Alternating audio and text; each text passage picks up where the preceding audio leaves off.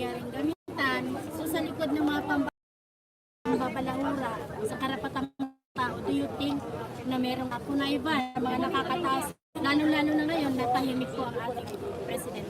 Lagi naman tahimik ang ating presidente, di ba? Kasi nga hindi siya marunong magpresidente. Ayan. Ano yung tanong mo? Spell ko na Ivan. Hindi. Hindi, talagang nananahimik sila dahil loading eh. Hindi pa nila alam kung ano kasi nabigla po sila. Pinagmumura po sila, di ba? Pinagmumura po sila ni BP Sara sa sobrang galit, sumabog kagabi. Hanggang ngayon nga apektado pa ako eh. Di ba? Lahat tayo naapektuhan. Akala ko nga mag-consider mag-people power na tayo, magma-martial law. Pero narito pa rin tayo para sumuporta. Kaya umabol po kayo rito sa Veterans Memorial Hospital. Magkakaroon po ng vigil. Simula po ngayon. Sige na mo, BMR. Tanong! Isa-isa lang po siya. Ito. Sino? Next, tanong, next. You are out of order. Please be recognized. Apps, magantay po kayo na ma-recognize po kayo ng chairman of the board. Ayun, magkukontent po. Next, sino po?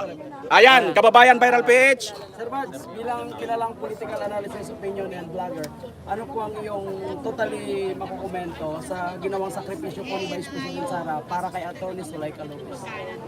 Alam niyo po, ito po nakakatuwa kay Vice President Sara Duterte. Tsaka sa mga Duterte. Naalala niyo sabi ni Pangulong Duterte, pag ako nanalo, papatayin ko, di ba? Yung mga adik, hindi na pala adik, pushers, drug lords. Nung naging presidente siya, namatay nga. Ngayon inuusig siya. Inuusig siya, bakit namamatay? Campaign promise yun. Ito po, sabi ni BP Sara, pag kayo pinakulong, karamay niyo ko.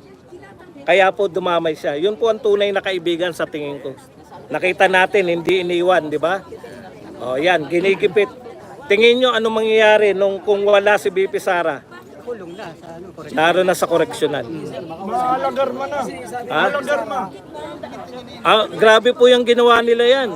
Ano yan? Yung parang... tapos pinipigilan mong dalhin sa ospital. Hindi ako abogado pero parang nasa na ba si Attorney Bondok? Attorney Bondok, magpahinga ka lang dyan. Ako muna. Attorney Bondok. Pagod na rin yan. Nagkakatuwaan lang po tayo. Wala pong pikunan. Masabi mo dito, Boss Mads, sa sinabi ni Congressman Marcolita kanina sa interview sa kanya. Aba, meron sinabi Sabi niya dito, malapit na akong mapahiya. Nahihiya na rin ako. Siguro, nakakalata ninyo, nakakahiya talaga. Hindi ito yung House of Representatives na pinasukan ko noong 2004. Kasi ito yung naging sagot ni Congressman Marcolita pagkatapos po tinanong po namin sa kanya kung ano po ang kanyang komento nung sabihin po ni Congressman Pulong Duterte na nakakahiya po na maging parte ng 9th Congress. Nakakahiya po talaga yung kung ang Kongreso ay pinakukulong yung mga kriminal. Kriminal po ang nagpapakulong sa mga alagad ng batas. Attorney po yan eh. Walang kasalanan. Ano po kasalanan? Wala. Hindi lang nila gusto yung hilatsa ng pagmumukha ni Franz Castro. Dinimanda na si attorney. Maganda kasi. Yun yung problema nila. Insecurity. 'Di ba? Si Tamba, yan din ang problema, insecure. Bakit insecure si Tamba sa tingin mo? Lumaki siya, magagandang lalaki mga pinsan niya eh. Pinsan niya si Marcos. Pinsan niya si asawa ni Kring Kring. Di ba? May tanong. Sandali. You wait to be recognized. You are recognized. You are recognized. Sige. Tuloy. Ay, thank you. Ano tayo isa? Kailangan na sugar nito. Puta, wala na tayong panagot. Magtatanong lang po ako, idol. Ay, Makukontent. ano po tatakbuhin nyo ngayong paparting na eleksyon? Wala. Paano nakalusot sa COMELEC yung mga convicted politician ngayon na nakaupo sa Adik yung Pangulo eh. Ay, sorry. Paano sila naka Oh, Nanalo sila, hindi pa convicted. hati tayo. dapat habang may kaso. Salamat Ma'am Lumi. Ay, hindi naman dapat. Kasi pag may kaso, kunwari, hindi naman ako naniniwala kasi kakasuhan ka lang, hindi ka na pwedeng tumakbo. Eh sir, kunyari, may na-convicted na ba sir ngayon? Convicted na. Convicted na. Bakit hindi pwedeng tanggalin? Tama. Mali po yun, di ba? Kaya nga sabi ni Bibi Sara, bakit ka nagtatanong, di ba convicted ka? Di ba? Kasi kriminal ka eh. Mga ganung politiko. Correct. Kriminal kasi wala na mawawala sa kanya. Di ba? Ano pa mawawala sa kanya? Kriminal na siya. Kaya gagantihan niya yung mga kalaban niya. Yan yung nangyari kay ano. Kaya nila pinakontemto. Kaya tuwan-tuwa pa, yun yung problema. Sumayaw pa sila, di ba? Nagsayawan pa. Talagang tagumpay sila. Mga kasama natin to. Ako naman magtatanong bilang isang chairman dito sa board na to. Chairman, magtatanong yung chairman. Hindi, vice chair pala ako, vice chair. Boss Buds, Wala na pala. Okay lang. ano ang implikasyon sa taong bayan nang pagkatapos ma-cite in contempt itong si Atty. Zulyeca, itong si criminal convicted Franz Castro ay nakipag-aper-aper pa dito kay ako.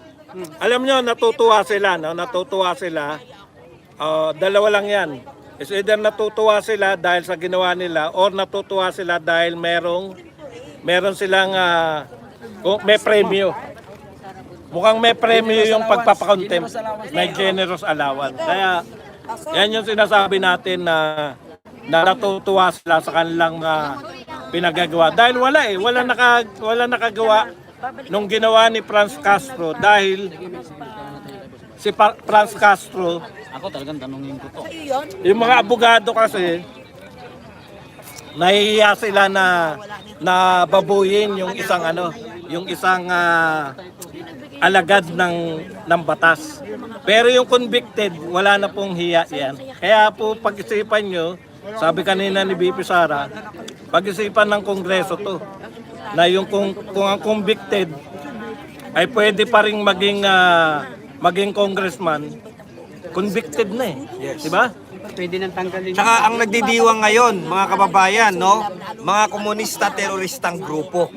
No, ito po ay kanilang Excuse me, tagumpay. Hindi ka pa po na-recognize ng chair. Sorry, Mr. Chair. So I recognize Ambassador. Recognize na, sige. Kaayo, Mr. Chair, sorry. Sige. Game. Sige. Your sorry is accepted. Huwag mo nang ulitin, magmumulta ka ng donut. Imeya culpa? Okay, go. Go. Eh, Boss Buds, baka si inyo may nakuha na ng kadit. Nalaman na po ba yung pangalan ng pulis na Bastos na Yun nga pala. Parang nabanggit yun ni Bibi Sara. Magsasara yung pinto. Hindi, wala pa tayo nalalaman. Baka yung mga vlogger natin nakasama na may nakita na ba kayo, nalaman nyo na ba? Wala pa. Tsaka sa mga kasama nating vlogger ha, hindi maganda yung masyadong maraming nalalaman, baka tumumba tayo. Ayan. Ay, speaking dyan, boss, At yung kanina. mas lalong hindi maganda yung maraming kinakain na donut. Tapos yung mga Tutumba ka high blood. Tutumba ka high blood. mas matutumba kayo niyan. Mamigay naman kayo ng donut. Hindi, may donut na tayo. May donut, may... Anong kulang? Kape! Kape. Kape. Tubig. Oy, sandali, boss, banat, parak. Mr. Chair, Yes, Mr. Kayo. ay karapat dapat na ba o pwede na ba nating isumbong, ireklamo itong Quadcom dito po sa ating Supreme Court? Kasi kung titingnan natin, pare-pares time vlogger, lagi tayong updated, magkaiba po ang paraan nila na ginagawa nilang aid of legislation ng Congress at ng Senate. Tama. Okay, yan nga kanina tinanong ko kay BP Sara di ba? Wala po ba siyang balak na magdemanda na para paligayahin tayo, no? Sabi ko nga, masaya kami nung dinimanda ni PRRD si Trillanes. Sana pasayahin din tayo.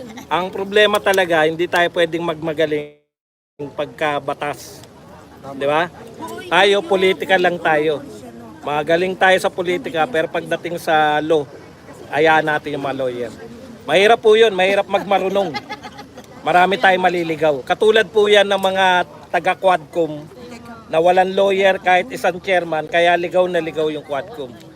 Tayo po, gustuin man nating magmarunong, mahirap po yun, hindi tayo abogado. Thank you, Mr. Chair. Okay, salamat kayo, Mr. Chair. Next. Hampas lupa. Puta, hindi umaabot ng libo ah. Sino pang hampas lupang vlogger? Tanong. Sandali. Ito. Ito, pangalan. Ito, nung nakita ko, kaya ako sinabi mga ampas lupa yung mga vlogger dahil dito sa vlogger na to. LB Gotelio, Ate Melbe, ang next na magtatanong or to interpellate. Sir Badong, anong masasabi mo sa mga politiko na ayaw magpa-drug test? Ayun. Mabigat na talaga yan. Matindi, no? Magandang katanungan yan, Mr. Chair. Ganyan, Mr. Chair. Alam nyo, Nakita kayong dalawa, Mr. alam nyo, ito ang ano ito talaga. Lumabas po yan, yung mga hamunan na yan. Sabi nila, nung sinabi ni BP Sara na ipapahukay niya si Marcos, tapos itatapon saan ba itatapon? West Philippine Sea. Sabi po ng mga inampalan, may toyo daw si BP Sara.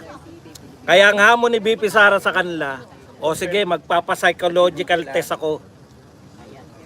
At drug test. Pero kayo, lalo na yung mga young guns, isa lang ang test nyo, drug test. O ganyan po yung mga yan eh. No? Marunong sila, gustong-gusto nilang maghamon ng mga test, pero sila ayaw nila. Walang kumasa. Dalawa kay BP Sara, sa kanila isa lang, ayaw kumasa. Bakit? Pag tayong dalawa, halimbawa, BMR, mag-drug test tayo. Payag ka?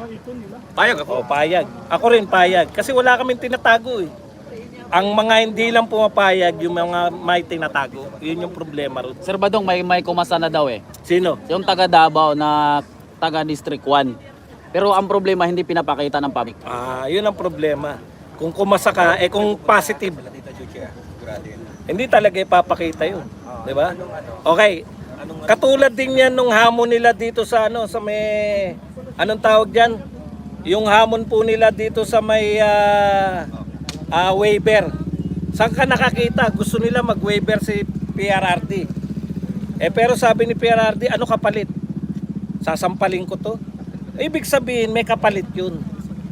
Di ba? May kapalit yun. Ano yung kapalit? Mag-waiver tayo lahat. Ni isa walang kumasa. Ano ibig sabihin? Gusto Tanong, kung nga po ay live po tayo. Tama, live tayo. Live po tayo. Mayroon pong live viewers na nagtatanong. Aba, may live viewers. Yes, oo. Nang tinapay. Ayon po rito, Mr. Chair, ang tanong, kilala na daw po ba ang mga pulis na nagnakaw ng cellphone ni BP Sara? Aba, hindi pa. Pero iniisip ko po, bakit ninakaw? Di ba? Imposible na mawala sila. Ang tingin ko dyan, yung mga cellphone na yan, kinuha na ng mga impormasyon. Ang tingin ko dyan, lahat ng mga contact. Di ba? Tingin ko lang kasi dating manduruga sila eh. Di ako. Di ba, mas mahalaga yung informasyon. Kaani naman nila yun. Lulusog ka, kukuha ka ng cellphone. Kukunin mo lang yung mga yung mga contact, lahat ng contact. Parang tertergan. Mga ganun po yun. Okay, next. Sino? Asa ng people's power? Wala naman pong people's power, vigil lang po sinabi namin. Salamat kayo, Mr. Chair. Sabi. Ayan po, mga pangyayari ngayon.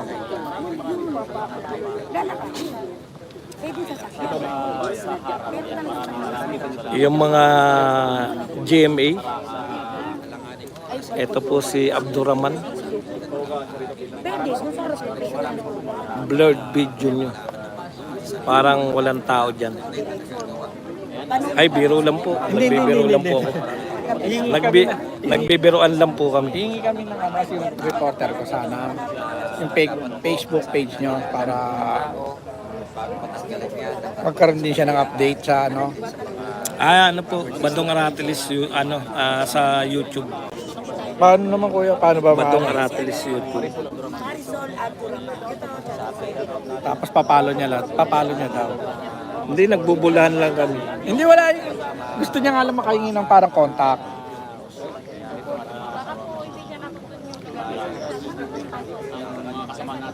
Ayan, Badong Aratilis.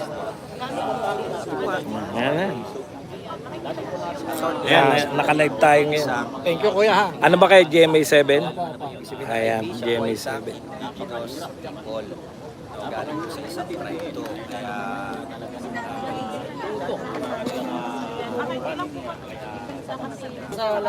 Ano? Pinakalat na naman ni Tolpo. Yung ano yung Tolpo na chismoso?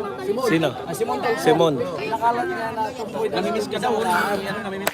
At si Ma'am Zulaika Lopez, ano niya daw, jowa niya daw. Tapos buds. Ito ngayon ay pinapatrending ng mga bangag vlogger. Ikaw pala yung Marinibis ka. Ito yun. Tunay na pagkatao ni Vicky Sara at ni Atty. Zulaika Lopez. Binulgar ni Montolpo. O ano comment mo dyan? Pucha kung papaniwalaan natin lahat ng mga sinasabi ni Montulfo, wala tayong ang dami na niyan, 'di ba? Maraming mga alam mo kasi yung mga vlogger na kalaban. Yung mga vlogger po ng kalaban, wala na po talagang wala kang aasahan diyan sa mga 'yan. No? Ano po sila madaling papaniwalain. Magtataka pa ba kami na maniwala sila kay Montulfo? Samantalang sila nga ay naniniwala kay Nino Barsaga. So, ganun lang po talaga yun. Mabuti na lang mga kababayan. Ginto na lang, At ginto dumating si Boss Buds nung dumating kanina si VP Sara, boss. No? Pwede. Sakto, mabuti na lang Ito, dumating. Sir Badong, tatanong ko lang. May tanong dito. May pupunta kayang Uy. taga CHR dito? Maria de la Cruz. Aba, welcome po yung mga taga CHR. O, di Maria ba? de la Cruz. Ayop na yan. Putang ina. Thank you Maria de la Cruz. Inaano po sa natin, pangkape. tinatanong po natin yung mga taga CHR. Thank you ha. Ano po masasabi nyo? Yung human rights po ng abogado. Yes. Ano ngayon, di ba? Boss Buds, Maraming salamat po. meron akong gustong itanong iano sa iyo. Thank you. Ano ba? May Ano ba pahabol na tanong.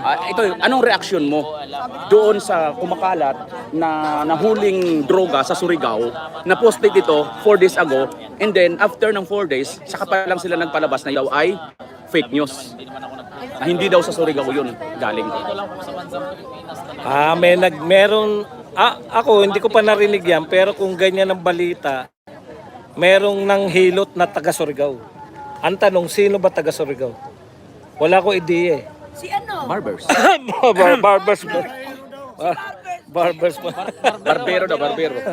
Hanggang dito na lang Badong Aratilis, paalam. Bye-bye. Thank you very much. Kita-kita.